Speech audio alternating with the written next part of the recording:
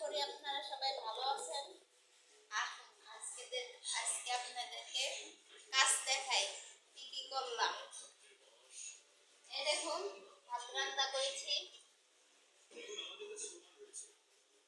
দেখলেন গরম ভাত রান্না করে নিয়েছি। এই দেখুন আমার ঘরে কেউ নেই, আমার ঘর ফাঁকা, কারণ বাচ্চারা স্কুলে, ঘর ফাঁকা ফাঁকা, বাচ্চারা যদি না থাকে ঘর ফাঁকা ফাঁকা লাগে। আমার খুব ভালো লাগছে, কথা বলতে মানে অসুবিধা হচ্ছে। বাচ্চা স্কুলে দিয়ে আসছি, এখনকার সিজনটা মানে খুব খারাপ লাগে। এই দেখুন এখানে তরকারি রান্না করে নিছি।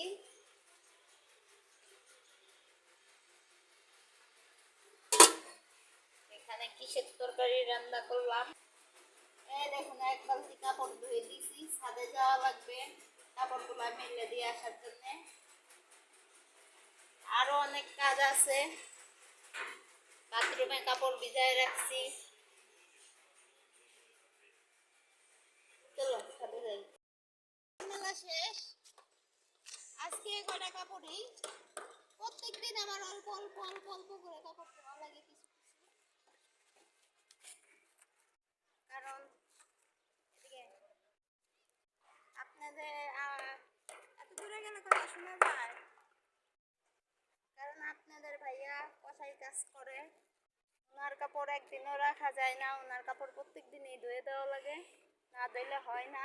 থাকলে দেখা যায় যে আপনার রক্ত তেল তুল এইসব দিয়ে হয়ে যায়, গন্ধ হয়ে যায়। প্রত্যেক দিনের কাপড় প্রত্যেক দিনই ধোয়া লাগে। বাচ্চা কাচ্চা আছে আমার, 3টা বাচ্চা, একটা ছেলে মাদ্রাসায় পড়ে, 2টা মেয়ে প্রাইমারিতে পড়ে সরকারি স্কুলে, আপনারা জানেন এর আগে বলছিলাম।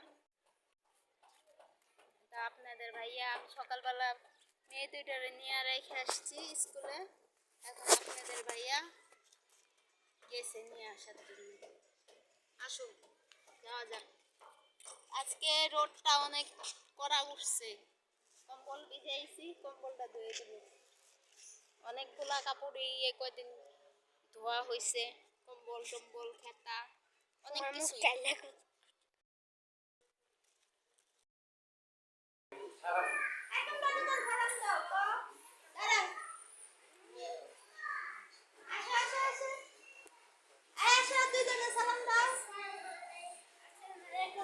ওয়ালাইকুম আসসালাম, ভালো আছো তোমরা? হ্যাঁ।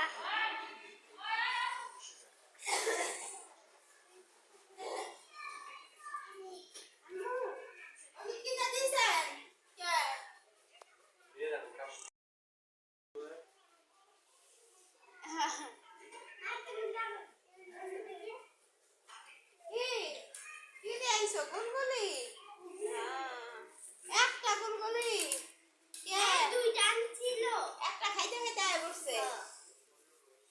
এটা তোমার লেগে আনছে, আপনি কিছু বলেন বলেন।